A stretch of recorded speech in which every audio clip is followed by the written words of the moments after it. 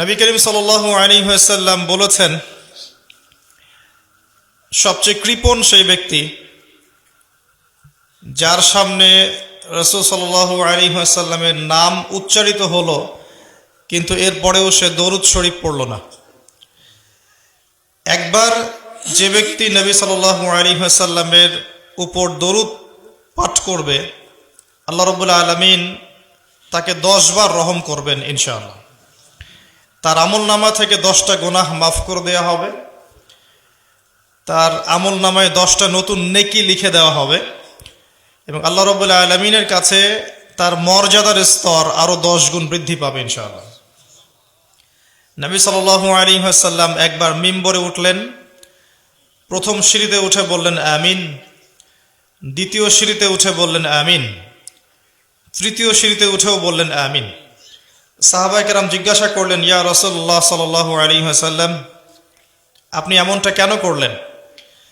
রাসূলুল্লাহ সাল্লাল্লাহু আলাইহি ওয়াসাল্লাম বললেন, যখন আমি প্রথম সিঁড়িতে ছিলাম তখন জিবরাইল আলাইহিস সালাম আমার কাছে এসেছিলেন এবং বলেছিলেন যে ধ্বংস হোক সেই ব্যক্তি যে তার বৃদ্ধ পিতা মাতাকে পেল অথবা শুধু পিতা বা শুধু মাতাকে পেল, তাদের খেদমত করে জান্নাত লাভ করতে পারল না, সেই ব্যক্তির জন্য ধ্বংস।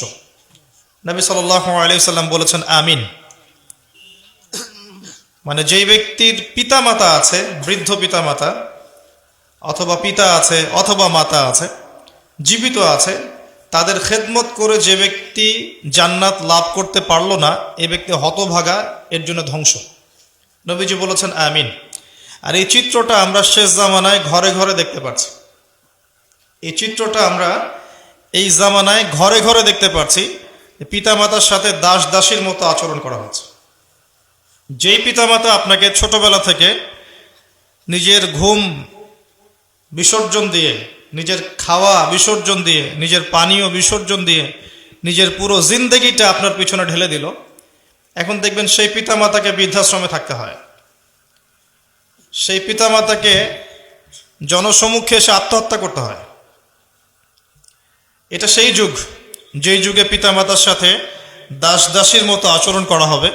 হাদিসে জিবরিলের আলোচনায় আমি যে বলেছিলাম আনতালিদাল আমাতু রাব্বাতুহা, দাসী তার মনিবকে জন্ম দিবে, এর আরেকটা ব্যাখ্যা এটাও শিখেছি যে পিতামাতার সাথে দাস দাসীর মতো আচরণ করা হবে, যেটা আমি গত লেকচারে বলি নাই।